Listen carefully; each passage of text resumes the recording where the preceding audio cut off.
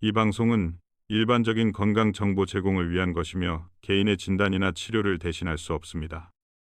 현재 드시고 있는 약이 있거나 만성 질환을 가지고 계신 분들은 식단을 바꾸기 전 반드시 담당 의사와 상의하시기 바랍니다.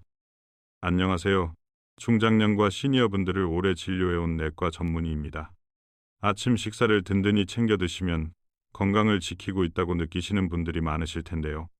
사실 어떤 방식으로 드시느냐에 따라 콩팥은 조용히 지쳐가고 있을 수도 있습니다. 오늘은 50, 70대 분들의 콩팥을 서서히 힘들게 만드는 아침 식사 습관 5가지를 차분히 짚어보고 내 몸 상태에 맞게 조금 더 안전하게 바꿔볼 수 있는 방법을 함께 생각해 보겠습니다. 부담 없이 끝까지 들어보시면서 내 아침 식탁을 한번 떠올려 보시면 좋겠습니다. 서울 근교에 사시는 68살 김호 어르신을 진료실에서 처음 뵈었을 때 이야기부터 해보겠습니다.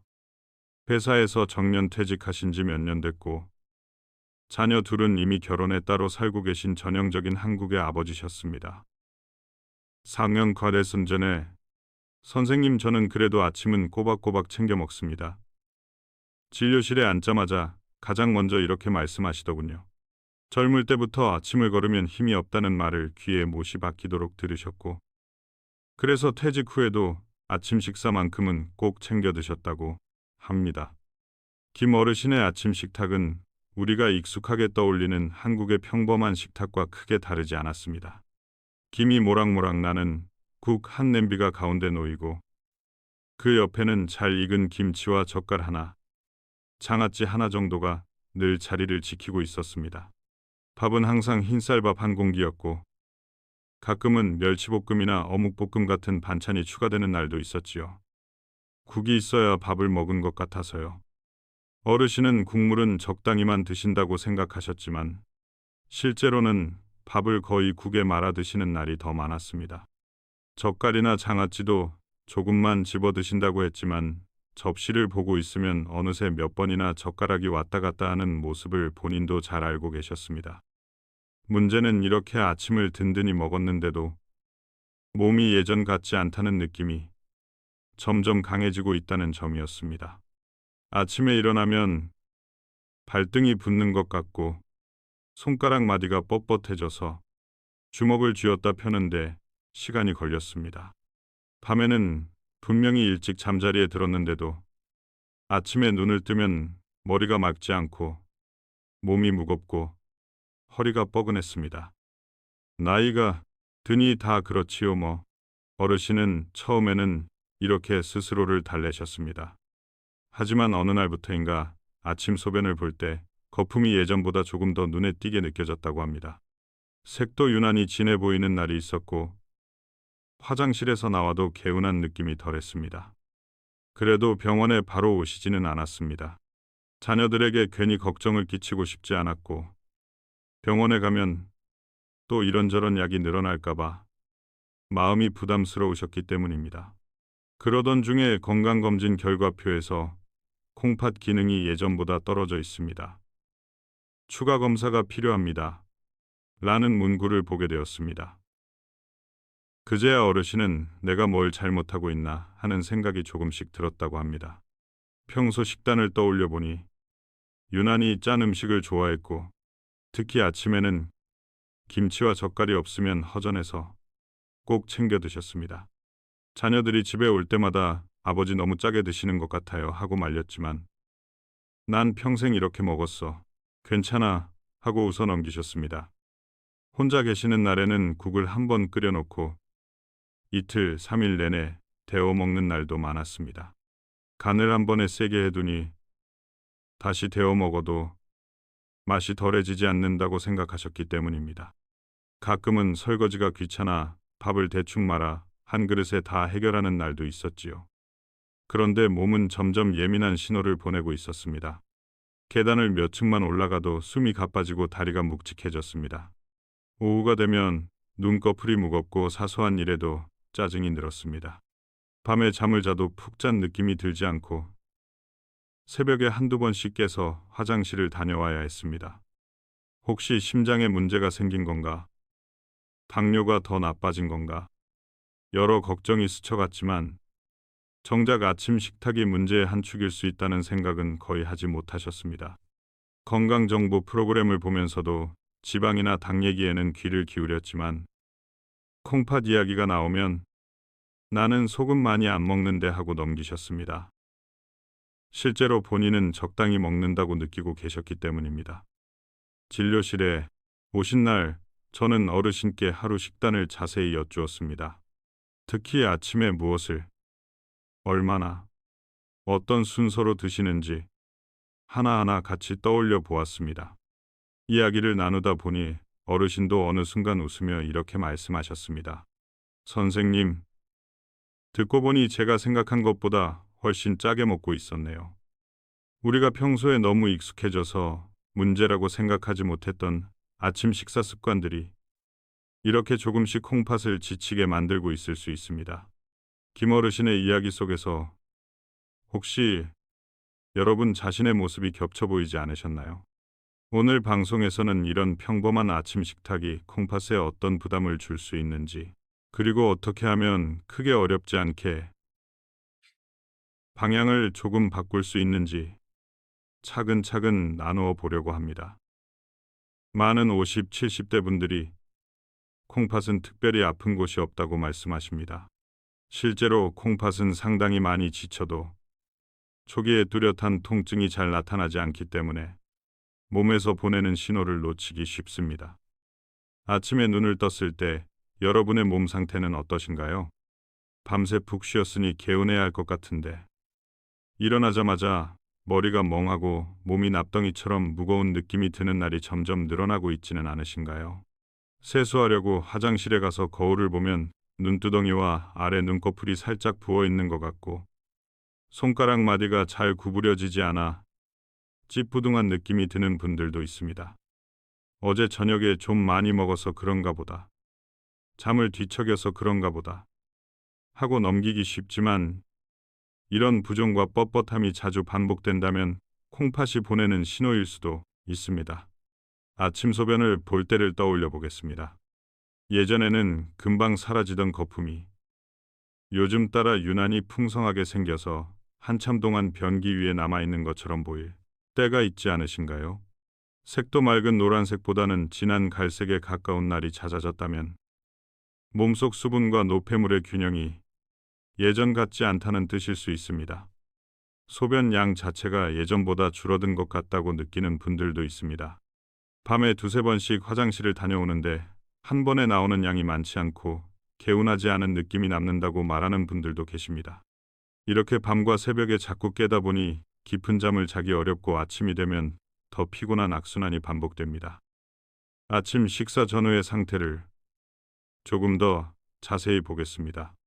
공복 상태로 일어나 혈압을 재보면 예전보다 숫자가 높게 나오는 날이 늘어나고 아침 식사를 한 뒤에 힘이 나는 느낌보다는 속이 더 더부룩하고 가슴이 답답하거나 심장이 두근거리는 느낌이 드는 분들이 많습니다.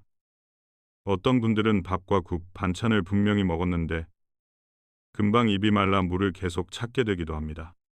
원래 아침에는 혈압이 좀 높은 거 아니에요? 하고 생각하실 수 있습니다. 맞습니다.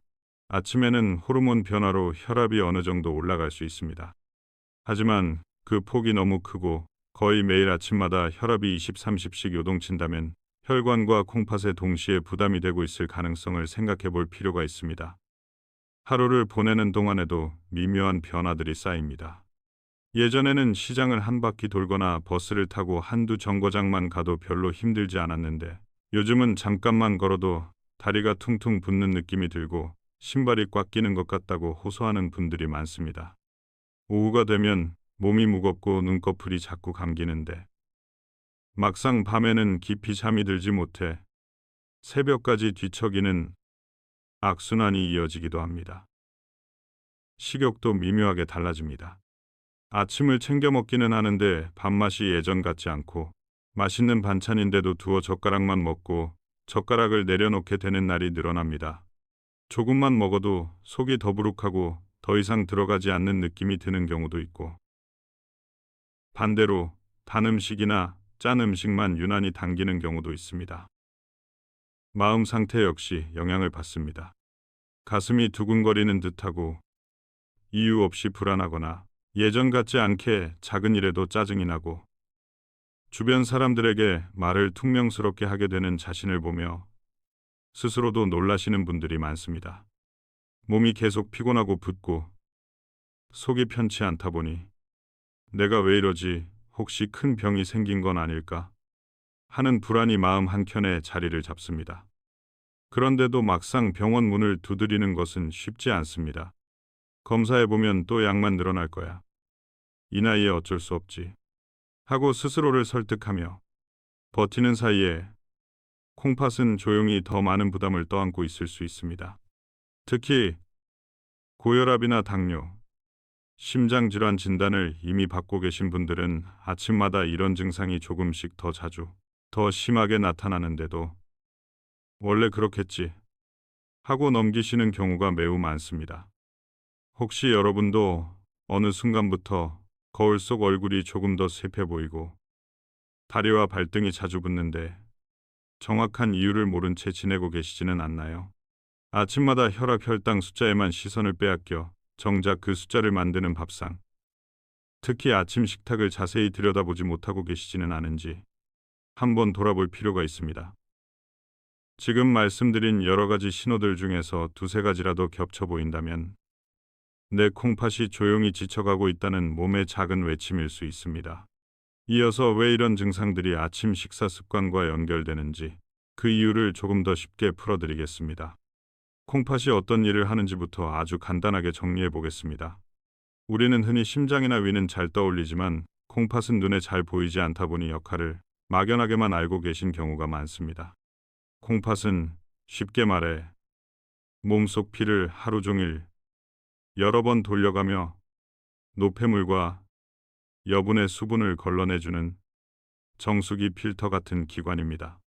필요 없는 나트륨과 노폐물은 소변으로 내보내고 몸에 꼭 필요한 성분은 다시 흡수해주면서 우리 몸의 균형을 지켜줍니다. 그런데 이 정수기 필터도 나이가 들수록 조금씩 닳아갑니다. 젊을 때는 필터 구멍이 깨끗하고 여유도 있어서 조금 무리해도 잘 버텨주지만 50, 70대가 되면 같은 양의 소금과 노폐물을 처리하는데 더 많은 힘이 필요해집니다. 여기에 고혈압, 당뇨, 심장질환 같은 만성질환이 오래 함께하고 있다면 필터는 이미 어느 정도 상처를 입은 상태일 수 있습니다. 아침은 밤새 쉬던 몸이 다시 움직이기 시작하는 첫 순간입니다. 혈압과 맥박이 조금씩 올라가고 몸 안의 여러 호르몬이 이제 활동을 시작하자 하고 신호를 보내는 시간이지요. 이때 어떤 연료를 넣어주느냐, 다시 말해 어떤 방식으로 아침 식사를 하느냐에 따라 콩팥이 받아야 하는 부담의 크기가 달라질 수 있습니다. 예를 들어 보겠습니다. 밤새 물을 거의 마시지 않고 자다가 아침에 일어나자마자 물 한 모금 없이 짠 국부터 들이키거나 국에 밥을 말아 후루룩 먹는 습관을 가진 분들이 많습니다. 이미 몸속 수분은 부족한 편인데 진한 소금물 같은 국물을 첫 한 숟가락으로 넣어주면 혈액은 더 끈적해지고 콩팥은 진한 피를 억지로 걸러야 하는 상황이 됩니다. 한 번으로 끝나지 않고 이런 일이 거의 매일 반복된다면 서서히 필터가 지칠 수밖에 없습니다. 또 다른 예는 건강하게 먹는다고 생각하며 흰쌀밥 한 공기에 김치와 장아찌, 젓갈을 풍성하게 곁들이는 아침입니다. 밥 자체는 단순해 보이지만 반찬에 숨어있는 나트륨 양이 생각보다 훨씬 많습니다. 특히 김치를 넉넉하게 집어드시고 장아찌 국물에 밥을 비벼 드신다면 그 한 끼만으로도 하루 권장량에 가까운 소금을 꽤 쉽게 넘길 수 있습니다. 이런 아침이 일주일에 한두 번이 아니라 대부분의 날 반복된다면 콩팥과 혈관은 늘 높은 나트륨 환경에서 버티고 있어야 합니다. 반대로 아침을 빵과 달콤한 음료로만 때우는 습관도 문제를 만들 수 있습니다. 밥보다는 가볍게 먹으니 괜찮겠지 라고 생각하시지만 단 음료와 빵은 짧은 시간 안에 혈당을 훅 올렸다가 다시 떨어뜨리는 롤러코스터를 만들기 쉽습니다. 혈당이 크게 출렁일수록 혈관과 콩팥을 포함한 여러 장기가 미세한 상처를 반복해서 입게 됩니다. 특히 이미 당뇨 전 단계거나 당뇨 진단을 받은 분들에게는 아침에 이런 혈당 변동이 더 큰 부담이 될 수 있습니다. 나는 아침을 잘 챙겨 먹으니까 괜찮다는 생각 뒤에는 그래서 두 가지 함정이 숨어 있을 수 있습니다. 하나는 짠 국물과 반찬이 많은 한국형 아침 밥상. 다른 하나는 단음료와 가공식품 위주의 서구식 아침입니다.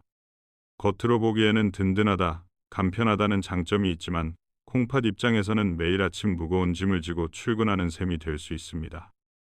여기에 또 하나, 아침을 거의 거르다가 어느 날은 과하게 한꺼번에 드시는 패턴도 문제입니다. 며칠 동안 커피 한 잔이나 과자 몇 개로 아침을 넘기다가 주말이나 모임이 있는 날에는 한꺼번에 많이 드시게 되면 혈당과 혈압, 소화기관, 콩팥이 동시에 놀라게 됩니다. 몸은 일정한 리듬을 좋아하는데 들쭉날쭉한 연료 공급은 콩팥에도 스트레스를 주게 됩니다. 결국 김어르신처럼 아침만큼은 꼬박꼬박 챙겨 먹는다고 생각하시는 분들 중에도 실제로는 나트륨, 당분 가공식품 위주의 선택 때문에 콩팥이 조용히 지쳐가는 경우가 적지 않습니다. 콩팥은 아프다고 바로 소리를 지르지 않고 몸 여기저기에서 조금씩 신호를 보내며 버티다가 어느 순간 수치가 크게 나빠진 뒤에야 문제가 드러나는 경우가 많습니다. 그래서 더더욱 지금 이 정도면 괜찮겠지라는 생각이 위험할 수 있습니다. 다행인 점도 있습니다. 이미 손상된 콩팥 기능을 완전히 되돌리기는 어렵지만 아직 남아있는 기능을 최대한 오래 유지하는 데 도움이 될 수 있는 생활 습관 변화는 분명히 존재합니다. 그 중에서도 매일 반복되는 아침 식사 습관을 조금만 조정해도 콩팥과 혈관이 받는 부담을 줄이는 데 도움이 될 수 있습니다. 오늘은 국물 한두 숟가락만, 물은 한두 모금 더, 가공식품은 줄이고 채소와 통곡물은 조금 더. 이런 작은 변화들이 모여 콩팥에게는 꽤 큰 휴식을 줄 수 있습니다.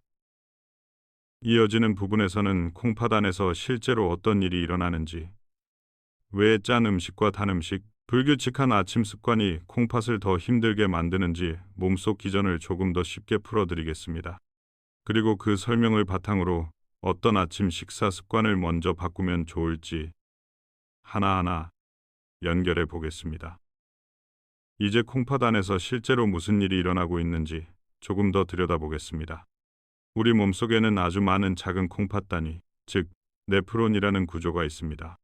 네프론 하나하나가 작은 정수기처럼 피를 받아 노폐물을 걸러내고 필요한 성분은 다시 되돌려 보내는 일을 하고 있습니다. 젊을 때는 이 작은 정수기들이 여유 있게 많아서 다소 무리해도 서로 도와가며 일을 할 수 있습니다. 그런데 나이가 들면서 그리고 고혈압, 당뇨, 심혈관 질환이 오래 지속되면서 이 네프론들이 하나둘씩 상처를 입고 일부는 기능을 잃게 됩니다. 겉으로는 멀쩡해 보이지만 안에서는 일을 할 수 있는 필터 수가 점점 줄어드는 셈입니다. 남아있는 필터들은 그만큼 더 열심히, 더 큰 부담을 안고 일을 해야 합니다. 아침 시간은 몸 안의 여러 시스템이 한꺼번에 깨어나는 시간입니다. 밤사이 혈압과 맥박이 내려갔다가 아침이 되면 코르티솔 같은 호르몬이 분비되면서 다시 올라가기 시작합니다. 혈관은 살짝 조여지고 심장은 조금 더 빠르고 세게 뛰게 됩니다. 이때 피를 걸러야 하는 콩팥 안의 작은 혈관들도 자연스럽게 압력을 받게 됩니다. 이미 네프론 수가 줄어 있고 벽이 약해져 있는 상태에서 짠 국물과 나트륨이 많은 반찬이 한꺼번에 들어오면 어떤 일이 생길까요? 나트륨은 물을 끌어당기는 성질이 있기 때문에 몸은 소금이 많이 들어왔다, 물도 더 붙잡아 두자는 방향으로 움직입니다. 그 결과 혈액 속 물의 양이 늘어나고 혈관 속 압력은 더 올라갑니다. 콩팥 안의 미세혈관은 더 높은 압력 속에서 더 진한 피를 필터로 통과시키느라 애를 쓰게 됩니다. 이렇게 높은 압력이 반복되면 필터 구멍은 점점 상처를 입고 필요 없는 노폐물뿐 아니라 단백질 같은 꼭 필요한 성분까지 빠져나가기 쉬운 상태가 됩니다. 소변에서 거품이 많아 보이거나 검진에서 단백뇨가 발견되는 경우가 이런 과정과 관련이 있을 수 있습니다. 몸은 이를 막기 위해 또 다른 조절 시스템을 켜게 됩니다. 혈압을 더 올려서라도 콩팥으로 가는 피를 유지하려는 레닌, 안지오텐신, 알도스테론 같은 시스템이 작동하면서 단기간에는 균형을 맞추지만 장기적으로는 혈관과 심장, 콩팥에 모두 부담을 남기게 됩니다. 여기에 수분 섭취 부족이 겹치면 상황은 더 어려워집니다. 밤새 물을 거의 마시지 않고 자는 동안 몸은 어느 정도 건조한 상태가 됩니다. 아침에 일어나서도 물은 거의 마시지 않고 짠 국과 반찬으로만 식사를 시작하면 피는 더 끈적끈적한 상태에서 진하게 흘러야 합니다. 이런 피를 걸러야 하는 콩팥은 정수기 필터에 진한 국물을 계속 붓는 것과 비슷한 상황에 놓이게 됩니다. 단백질에 대한 부담도 생각해 볼 필요가 있습니다. 단백질은 우리 몸에 꼭 필요한 영양소이지만 이미 콩팥 기능이 떨어져 있는 분들에게는 한꺼번에 많이 들어왔을 때 필터에게 부담이 될 수 있습니다. 특히 아침에 과한 양의 고기, 어묵, 가공육 등을 짠 양념과 함께 드시는 습관이 오래 지속되면 콩팥은 나트륨과 단백질 대사 부산물을 동시에 처리해야 해서 더 큰 일을 해야 합니다. 이미 필터 수가 줄어 있는 상황에서는 이 이중 부담이 더 크게 느껴질 수 있습니다. 한편 빵과 달콤한 음료 위주의 아침 식사는 혈당을 빠르게 올렸다가 내리는 과정을 반복하게 만듭니다. 혈당이 급격히 오르면 인슐린이 많이 분비되고 혈당이 다시 떨어질 때 몸은 허기와 피로를 더 크게 느끼게 됩니다. 이런 롤러코스터가 자주 반복되면 혈관벽과 미세혈관이 서서히 상처를 입게 되고 콩팥 안의 섬세한 모세혈관들도 예외가 아닙니다. 특히 당뇨나 당뇨 전 단계인 분들에게는 아침에 급격한 혈당 변동이 미세혈관 손상을 더 빠르게 진행시킬 수 있습니다. 결국 아침이라는 한 시점에 혈압 상승, 호르몬 변화, 수분 부족, 나트륨 과다, 혈당 변동이 동시에 겹칠 수 있습니다. 이 여러 요소가 겹쳐지는 중심에 콩팥이 있습니다. 이미 지친 필터에게 오늘도 좀 더 열심히 일해줘 라고 매일 요구하는 셈이 되는 것입니다. 그래서 같은 음식을 먹더라도, 같은 양의 소금을 섭취하더라도 아침이라는 시간대에 집중되어 반복되는 습관은 콩팥에게 더 큰 영향을 줄 수 있습니다. 좋은 소식은 이 기전이 무섭기만 한 이야기가 아니라는 점입니다. 원리를 알면 어디를 어떻게 바꿔야 할지가 보이기 때문입니다. 아침에 물을 조금 먼저 마셔주는 것, 국물 양을 줄이고 짠 반찬의 횟수를 줄이는 것, 가공식품과 단음료의 빈도를 줄이는 것만으로도 콩팥과 혈관이 받는 부담은 서서히 달라질 수 있습니다. 물론 현재 복용 중인 약이나 지병이 있으신 분들은 이런 변화도 담당 의사와 상의하면서 본인에게 맞게 조정하는 것이 안전합니다. 이제부터는 실제로 콩팥을 조용히 지치게 만들 수 있는 아침 식사 습관 5가지를 하나씩 짚어보겠습니다. 그리고 그 옆에 어떻게 바꾸면 콩팥이 조금 더 편해질지에 대한 방향도 함께 붙여드리겠습니다. 이제 구체적으로 어떤 아침 식사 습관들이 콩팥을 조용히 지치게 만들 수 있는지 하나씩 짚어보겠습니다. 첫 번째는 물 한 모금 없이 짠 국부터 시작하는 아침입니다.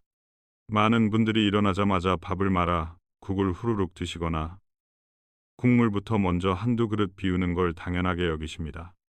밤새 물을 거의 못 마신 상태에서 이미 몸은 약간 마른 스펀지처럼 수분이 부족한 편인데 이때 맑은 물이 아니라 진한 소금물 같은 국물부터 들어가면 피가 더 진해지고 콩팥은 진한 피를 억지로 걸러야 하는 상황이 됩니다.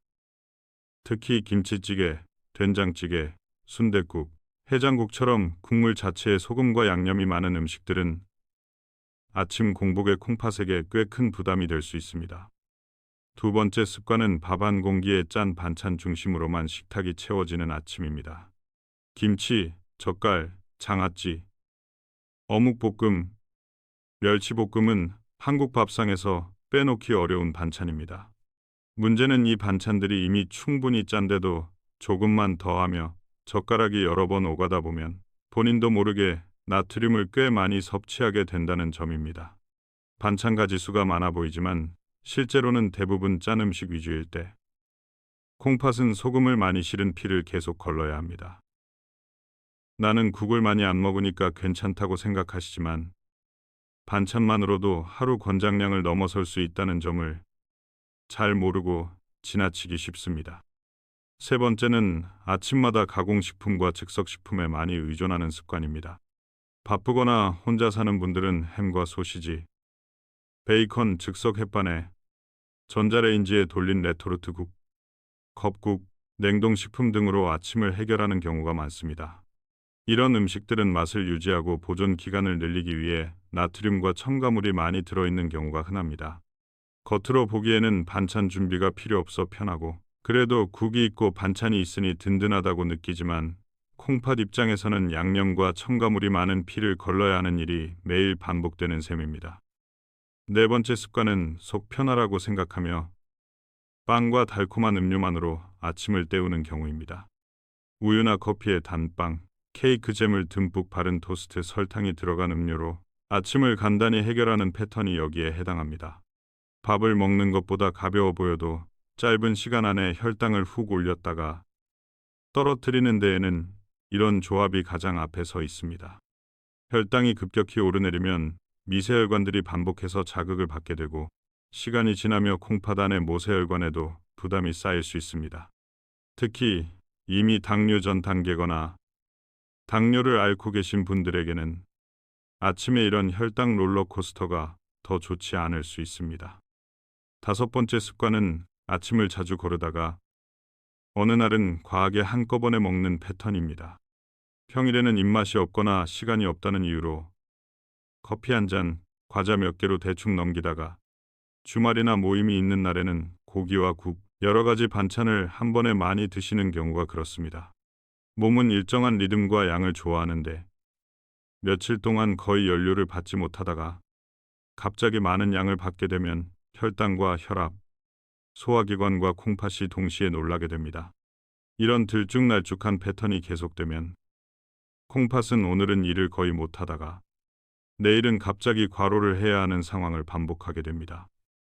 지금 말씀드린 5가지 습관은 각각 따로 떼어놓고 보면 이 정도는 괜찮겠지 하고 넘기기 쉬운 것들입니다. 그러나 1년, 5년, 10년 동안 거의 매일 반복된다고 생각해보면 콩팥이 얼마나 많은 짐을 조용히 지고 있었을지 상상이 되실 것입니다. 중요한 것은 스스로를 탓하는 것이 아니라 내 아침 식탁에 이런 요소들이 얼마나 자주 등장하는지 차분히 돌아보고 오늘부터 무엇을 하나씩 줄이고 바꿔볼 수 있을지 생각해보는 일입니다. 이어서 이런 습관들을 어떤 방향으로 바꾸면 콩팥과 혈관이 받는 부담을 줄이는 데 도움이 될 수 있는지 아침 루틴을 중심으로 구체적인 방법을 나누어 보겠습니다. 이제 콩팥을 조금이라도 덜 지치게 해줄 수 있는 아침 식사 루틴을 함께 만들어 보겠습니다. 완벽하게 바꾸는 것이 아니라 지금 생활을 크게 흔들지 않는 선에서 방향을 살짝 돌려보는 것이 목표입니다. 첫째로, 기상 직후에는 국이나 커피보다 먼저 물부터 마시는 습관을 권하고 싶습니다. 밤새 숨을 쉬고 땀을 흘리느라 생각보다 많은 수분이 빠져나간 상태이기 때문에 아침에 일어나자마자 소량의 미지근한 물을 한두 컵 정도 천천히 마셔주면 콩팥이 진한 피를 조금 더 부드럽게 걸러내는 데 도움이 될 수 있습니다.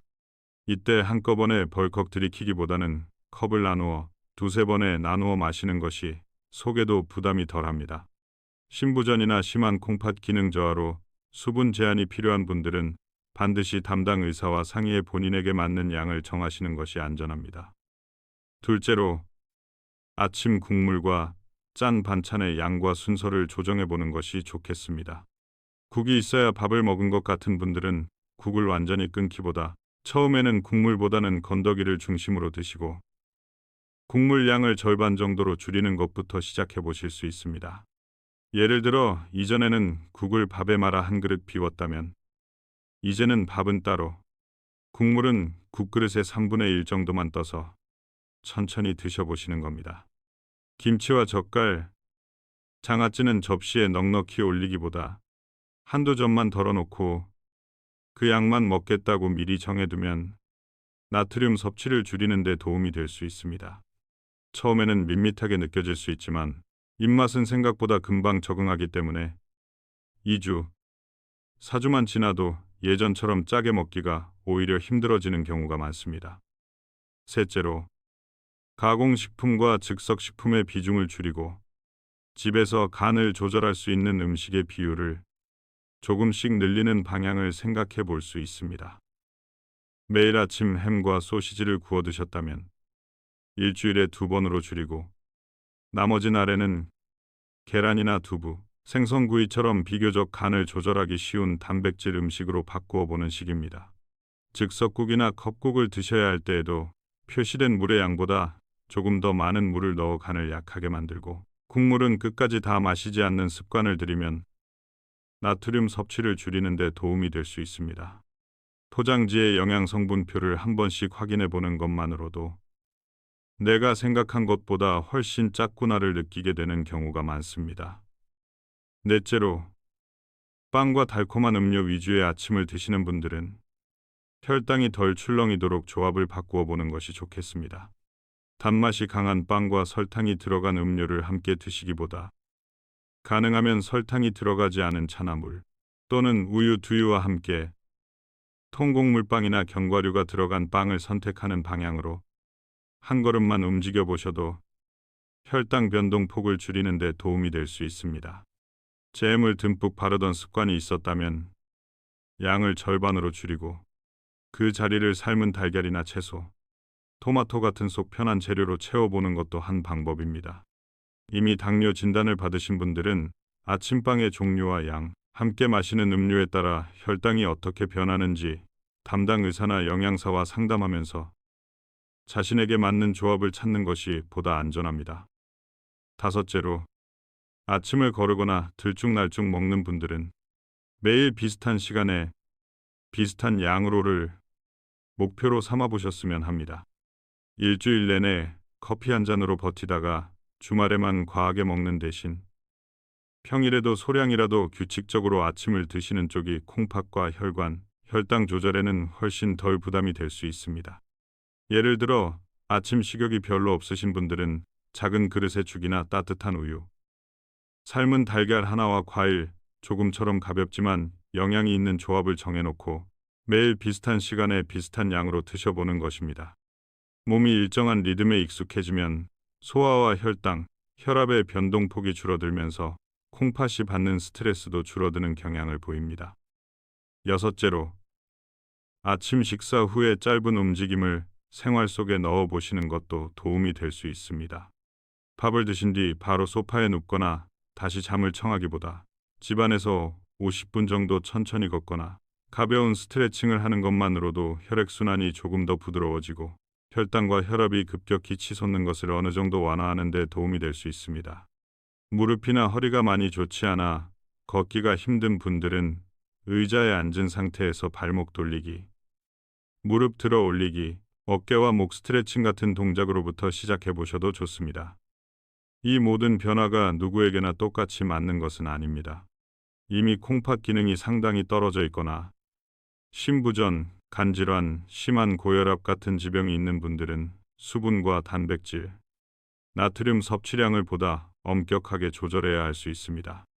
따라서 지금 말씀드린 내용은 일반적인 방향일 뿐이며 자신의 검진 결과와 현재 복용 중인 약, 몸 상태를 잘 알고 있는 담당 의사와 상의해 본인에게 맞는 수준으로 조정하는 것이 중요합니다.